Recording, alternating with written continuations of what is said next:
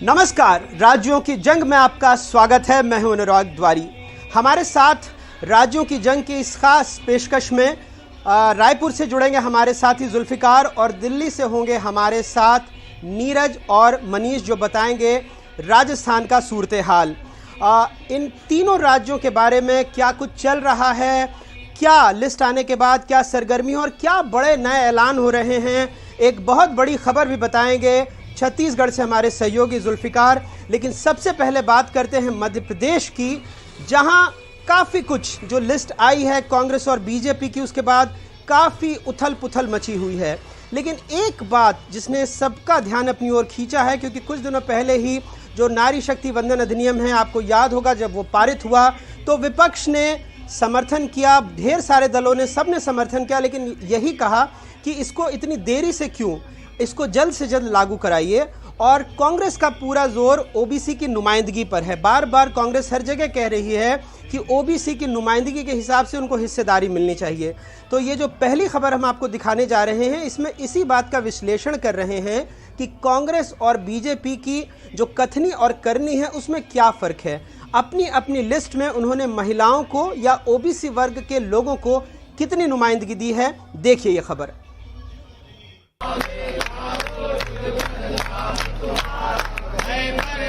कांग्रेस ने मध्य प्रदेश के लिए 229 तो बीजेपी ने 228 उम्मीदवारों के नाम का ऐलान कर दिया है। दोनों दलों में नाराज नेताओं ने हंगामा मचा रखा है।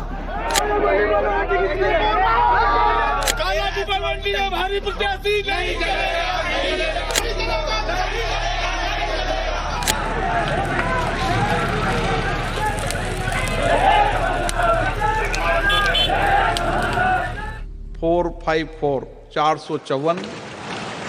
454 ना 2 प्रस्ताव। कुछ दिनों पहले संसद में ऐसा हंगामा मचा था जब नारी शक्ति वंदन अधिनियम पारित हुआ।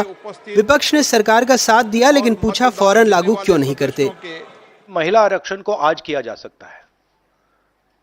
33% आज जो सीट्स हैं लोकसभा में, विधानसभा में, वो महिलाओं को दी जा सकती है।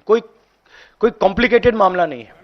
वहीं कांग्रेस जगह जगह सरकार से लेकर पत्रकारों तक से पूछने लगी है कि कितने ओबीसी के लोग हैं। दोनों दलों की लिस्ट आई तो ये जान लेना दिलचस्प है कि महिला और ओबीसी को दोनों दलों ने कितनी नुमाइंदगी दी है। मध्य प्रदेश में महिला वोटर 2,67,00,000 हैं, यानी कुल 48.36% वोटरों का। लेकिन 230 सदस्यों वाली विधानसभा में बैठी हैं 22 विधायक, यानी 10% से भी कम। 11 बीजेपी से, 10 कांग्रेस से और 1 बहुजन समाज पार्टी की महिला विधायक। पिछले 3 चुनावों में बीजेपी ने 10% तो कांग्रेस ने 12% महिलाओं को टिकट दिया है। इस बार कांग्रेस ने 30 यानी 13% तो बीजेपी ने 28 यानी 12% महिलाओं को मैदान में उतारा है। बीजेपी ने अब तक 228 उम्मीदवारों के नाम का ऐलान किया है, जिसमें 69 ओबीसी उम्मीदवारों को टिकट दिया है, यानी 30%। वहीं कांग्रेस ने 229 में से 62 ओबीसी उम्मीदवारों को टिकट दिया है, यानी 27%। मध्य प्रदेश पिछड़ा वर्ग आयोग की रिपोर्ट के मुताबिक राज्य में 48% ओबीसी मतदाता हैं। जब महिलाओं की विनेबिलिटी बढ़ेगी, जब महिलाओं की सहभागिता बढ़ेगी, तो एक समय ऐसा भी आएगा महिलाओं को आधे टिकट दिए जाएंगे। ये जो इंसेंटिव्स हैं ये तय करते हैं कि भारतीय जनता पार्टी उनको जिताऊ सीटों पर लड़ाती है, कांग्रेस हारने वाली सीटों पर लड़ाती है, ताकि सिर्फ उनको लॉलीपॉप दिया जाए। कांग्रेस ने उनके हित में जब याचिकाएं लगाने की बारी आई तो उसमें खामोश रही। आज भी अगर हम देखें तो भारतीय जनता पार्टी ने ओबीसी वर्ग को कांग्रेस से अधिक टिकट दिया। ये स्पष्ट करता है कि हमने 3 मुख्यमंत्री भी दिए, हमने प्रधानमंत्री भी दिया और सदैव इस वर्ग के साथ न्याय किया। हमारे नंबर अभी भी ज़्यादा हैं बीजेपी से। हमने पिछले चुनाव में 2018 के, मुझे याद है, बीजेपी ज़्यादा महिलाओं को टिकट दिए थे। भारतीय जनता पार्टी जो अपनी एक तरह से उपलब्धि के तौर पे चीख के कह रही थी महिला आरक्षण बिल, उनसे सवाल होना चाहिए कि उन्होंने क्यों इस तरह का अन्याय किया। कांग्रेस के भी महिला प्रत्याशियों से उनकी प्रत्याशी कम क्यों हैं। जहाँ जहाँ संभावनाएं बनी कि ओबीसी को हम टिकट दे सकें, वहाँ हमने टिकट दिया।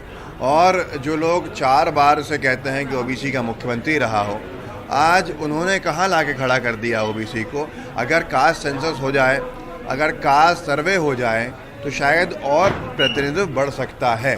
लेकिन जो लोग इसको रोक के बैठे हैं उनकी कहीं ना कहीं गलती है और इसके पीछे नाकामी उनकी है। एक पुरानी कहावत है, कथनी और करनी में फ़र्क। चाहे महिला आरक्षण का मुद्दा हो या ओबीसी की नुमाइंदगी, दोनों दलों के शीर्ष नेताओं की कथनी तो आप सुनते ही हैं, करनी लिस्ट में दिख जाएगी। जब उम्मीदवारी ही नहीं देंगे तो फिर नुमाइंदगी कैसे होगी। भोपाल से अपने कैमरा सहयोगी रिजवान खान और अमृतांशी जोशी के साथ अनुराग द्वारी, एनडीटीवी इंडिया। नया कानून लागू हो जाता तो मध्य प्रदेश की विधानसभा में 76 महिला विधायक बैठती। बहरहाल लिस्ट से जुड़ी हुई एक और खबर है कि जब से कांग्रेस बीजेपी के बीच में लिस्ट आई है, दोनों के पार्टी मुख्यालयों में जमकर बवाल चल रहा है। कोई शीर्षासन कर रहा है, कोई कमलनाथ के घर के बाहर पुतले जला रहा है, कपड़े फाड़ रहा है। तो जबलपुर में तो ऐसा हो गया कि नाराज प्रत्याशियों के जो समर्थक थे, प्रत्याशी के समर्थक थे, उन्होंने केंद्रीय मंत्री भूपेंद्र यादव तक को घेर लिया। आरोप लगे कि उनके साथ धक्का मुक्की हुई। एक तस्वीर भी ऐसी आई जहां एक सुरक्षाकर्मी था, उसने अपनी रिवॉल्वर निकालने की कोशिश की। तो तमाम पूरे राज्य में कई जगहों से दोनों दलों के नाराज नेता हैं। बीजेपी में लगभग 22 और कांग्रेस में लगभग 40 ऐसे नेता हैं जो अपने अपने सीटों में जहां पर जिनका विरोध चल रहा है। तो लिस्ट को लेकर एक बात नुमाइंदगी की और दूसरी बात नाराजगी की। देखते हैं दोनों दल इसको कैसे हल करते हैं। लेकिन यहां से हम चलते हैं पड़ोसी छत्तीसगढ़ में, और यहां पर भी एक बड़ा ऐलान हुआ है। दरअसल पिछले जो चुनाव हुए थे उसमें चाहे बीजेपी, चाहे मध्य प्रदेश हो, चाहे छत्तीसगढ़, दोनों जगह एक बात कांग्रेस ने बड़ी साफ कही थी कि सरकार बनते ही किसानों की कर्ज माफ़ी होगी। और दोनों जगह आपने तस्वीरें देखी होंगी, सरकार बनते ही जो पहला ऑर्डर निकला दोनों मुख्यमंत्रियों का वो किसानों की कर्ज माफ़ी का था। और इसमें ये कहने में कोई गुरेज नहीं है कि इसकी वजह से दोनों जगहों पर कांग्रेस की सरकार बनी। अब कांग्रेस ने छत्तीसगढ़ में यही दाव फिर से खेला है। पिछले दफ़ा लगभग सरकार का दावा है कि 17 लाख से ज़्यादा किसानों का 9,000 करोड़ रुपए से ज़्यादा का कर्ज उन्होंने माफ़ किया है। मुख्यमंत्री भूपेश बघेल ने एक बार फिर से यह ऐलान किया है। इस ऐलान में क्या बातें हैं, कहाँ ये बात कही है, इसके बारे में चर्चा करेंगे हमारे साथी जुल्फिकार अली से। जुल्फी, पिछले चुनाव में तो एक तरह से तुरुप का इक्का साबित हुआ था, लेकिन हम देख रहे हैं सरकार ने खुद आंकड़ों में कहा है कि 431 से ज़्यादा किसानों ने आत्महत्या भी की है। हालांकि एक दौर बीजेपी का भी था जब और भी ज़्यादा किसानों की आत्महत्या हुई थी, और विधानसभा में कुछ आंकड़े ऐसे भी आ गए कि 0 आत्महत्या हुई, क्योंकि कई और कारण बता दिए। लेकिन पिछले दफ़े कांग्रेस ने इस बूते सरकार बना ली थी। इस दफ़े जो ये ऐलान किया है मुख्यमंत्री भूपेश बघेल ने, आप इसका क्या असर देख रहे हैं? अनुराग, ये स्थिति से असर की अगर बात करें तो मुख्यमंत्री भूपेश बघेल को इस बात की कहीं ना कहीं आशंका होगी कि कहीं किसान इस बार उससे छिटक न जाए, क्योंकि किसानों तक ये बात पहुंचने लगी है कि 2500 रुपए के धान के समर्थन मूल्य की जो बात कही गई थी वो तो अगर किसी की भी सरकार रहेगी उसे खत्म नहीं किया जाएगा। तो छत्तीसगढ़ में कांग्रेस पार्टी लगातार अपनी स्थिति को मजबूत करने के लिए घोषणाएं कर रही है। मुख्यमंत्री भूपेश बघेल ने जो घोषणा की है तो इसके कई सारे मायने हैं कि किसानों के बीच में कांग्रेस की एक बार और एक्सेप्टेंस को बढ़ाना है। यही वजह है कि मुख्यमंत्री भूपेश बघेल ने कहा है कि किसानों की जो कर्ज माफी कर दी जाएगी। अगर पिछली बार की बात करें तो 2018 में जब कांग्रेस ने यह वादा किया था, उसके बाद कांग्रेस की सरकार बनी, तो उसके बाद छत्तीसगढ़ के 17 लाख से ज्यादा किसानों को जिसका फायदा मिला, 9,200 करोड़ रुपए उनके खाते में गए जिन्होंने किसानों ने कर्ज लिया था, ऋण लिया था, उनकी ऋण माफी की गई।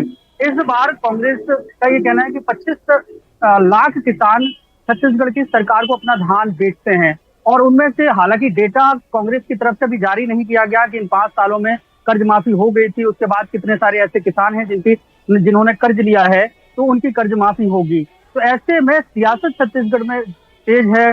पूर्व मुख्यमंत्री डॉक्टर रमन सिंह ने कहा है कि अगर कर्ज माफी की गई थी, किसानों के हित में काम हुए हैं और किसानों ने पैसा कमाया है, उनकी आर्थिक स्थिति मजबूत हुई है, तो ऐसे में छत्तीसगढ़ में क्या हुआ 5 साल में कि किसानों को कर्ज माफी की स्थिति आ गई, जब 5 साल पहले कर्ज माफ हो चुका था। तो किसानों की स्थिति बेहतर होनी चाहिए।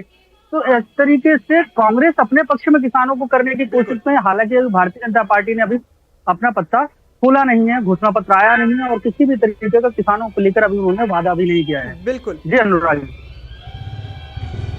बिल्कुल जुल्फी, तो बिल्कुल तो बहुत कुछ हमारे जो एक और पड़ोसी राज्य है राजस्थान, मध्य प्रदेश, छत्तीसगढ़, यहाँ तीनों की राजनीति में एक बात बहुत कॉमन है, वो है बीजेपी और कांग्रेस के बीच में सीधा मुकाबला होता है। इस बार क्या हाल है, हमारे 2 सहयोगी मनीष और नीरज बताएंगे। Manish, over to you. जी शुक्रिया अनुराग। जिस तरह से आपने जिक्र किया कि तीनों राज्य पड़ोसी मध्य प्रदेश, छत्तीसगढ़ और राजस्थान, तीनों में सीधा मुकाबला बीजेपी और कांग्रेस के बीच होता है सीधा अनुराग, और वही इस बार भी देखने को मिल रहा है। 2018 की तर्ज पर 2023 में दोनों दलों ने राजस्थान में भी ताल ठोक दी है। चेहरे हालांकि मध्य प्रदेश का आप जिक्र कर रहे थे, वहाँ लगभग तस्वीर साफ हो चुकी है। बीजेपी ने 228, कांग्रेस ने 229 आपके वहाँ कैंडिडेट अनाउंस कर दिए। लेकिन राजस्थान में स्थिति थोड़ी अभी पिछड़ी हुई है कैंडिडेचर को लेकर। बीजेपी ने अभी 124 सीटें अनाउंस कर दी हैं, लेकिन कांग्रेस अभी थोड़ी तारीख पर तारीख के बाद धीमी गति से चल रही है। उसने पहली सूची 33 नामों की जारी की और अब रविवार को 43 सूची उसने दूसरे नामों की जारी की है। कुल मिलाकर 76 नाम कांग्रेस ने अभी तक 200 विधानसभा सीटों के लिए अनाउंस कर दिया अनुराग। लेकिन दिलचस्प बात यह है कि मुकाबला जो है, आमने सामने का मुकाबला, वो सिर्फ अभी 43 सीटों पर भी क्लियर हो पाया है। कांग्रेस ने अपने 20 जो मंत्री थे उनको अब तक वापस रिज्यूम किया और वापस उन्हें टिकट अनाउंस कर दिए। बीजेपी जो खासतौर पर पहली सूची में काफ़ी अग्रेसिव दिख रही थी, काफ़ी टिकट काटे गए, वसुंधरा को दरकिनार किया गया पहली सूची में, 7 सांसदों को भी राजस्थान से उतारा गया और काफ़ी विरोध देखने को मिला उनके बाद में। खासतौर पर राज्यवर्धन राठौड़ का जिक्र करें या फिर दिया कुमारी को लेकर नरपत सिंह राजवी जो पूर्व उपराष्ट्रपति भैरव सिंह शेखावत के दामाद हैं, उनको मान मनोबल शुरू हुआ। और अब जो हंगामे की तस्वीर है वो कमोबेश राजस्थान में भी एमपी की तरह ही दिख रही है।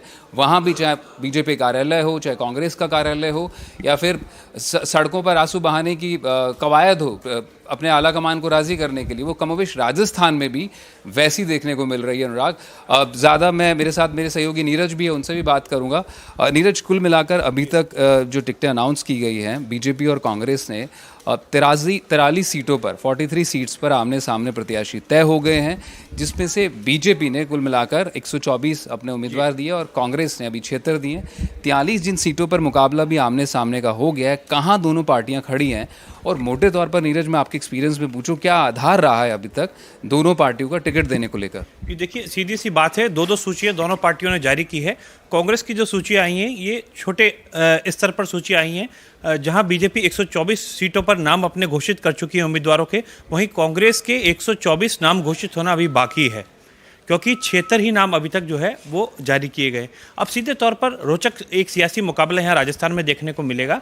जिस तरीके से वसुंधरा राजे का टिकट साफ हो गया, पहले संशय था कि झालरापाटन से वसुंधरा राजे चुनाव लड़ेंगे नहीं लड़ेंगी, जब ये क्लियर हो गया दूसरी लिस्ट में कि वसुंधरा राजे चुनाव लड़ रही हैं, रोचक मुकाबला बन गया। झालरापाटन में पिछली बार यहाँ से जसवंत सिंह जसोल के बेटे मानवेंद्र सिंह जसोल को, और वो भी अपने पिता के अपमान का बदला लेने के नाम पर कांग्रेस ने लड़ाया था। अब की बार वसुंधरा राजे के सामने कौन होगा ये स्पष्ट नहीं हो पाया है, क्योंकि उनके सामने सीट अभी खाली पड़ी है। कौन चुनाव लड़ गया?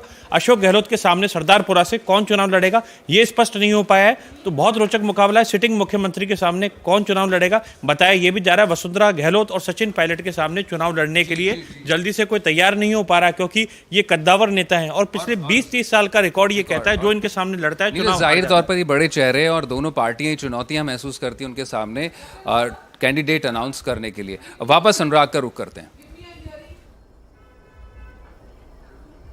बहुत बहुत शुक्रिया मनीष, नीरज और जुल्फिकार, बहुत बहुत शुक्रिया आप तीनों का। फिलहाल वक्त हो गया एक ब्रेक का, लेकिन ब्रेक के बाद जब हम वापस लौटेंगे तो आपको चुनाव और नवरात्रि से जुड़ी एक बहुत ही रोचक खबर दिखाएंगे।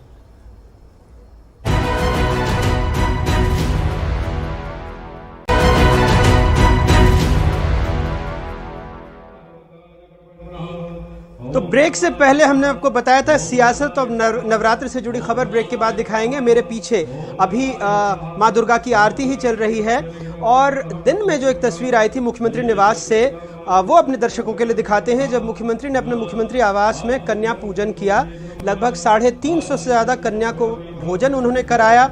और क्यों सियासत की बात इसमें? क्योंकि 6 जो भोपाल जिले के 6 उम्मीदवार हैं बीजेपी के, वो भी वहां मौजूद थे, और जो 230 विधानसभा से कन्या, उनको बुलाया गया था मुख्यमंत्री निवास में भोजन कराने के लिए। तो कई सारी योजनाएं भी हैं, जैसे मध्य प्रदेश में लाडली बहना योजना है, जिसमें 44 लाख बच्चियों को लाभ दिया जाता है। और जो लाडली बहना योजना है, माफ़ कीजिए, लाडली लक्ष्मी और लाडली बहना योजना, लाडली बहना योजना में 1 करोड़ 32 लाख लाभार्थी हैं, और यही इस बार मध्य प्रदेश के चुनाव में गेम चेंजर साबित हो सकती हैं। और इसीलिए आप देखेंगे कि कांग्रेस और बीजेपी दोनों दलों का फोकस सबसे ज़्यादा महिलाओं पर ही है इस बार। तो सियासी वक्त में और चुनाव के वक्त में किसी भी चीज़ को अलहदा तरीके से नहीं देखा जा सकता, सबके बीच में एक मंतव्य होता है और इसी के नज़रिए से कांग्रेस भी इन तस्वीरों को देख रही है। बहरहाल फिलहाल वक्त है एक ब्रेक का। एनडीटीवी इंडिया पर खबरों का सिलसिला जारी रहेगा। हम कल फिर मिलेंगे।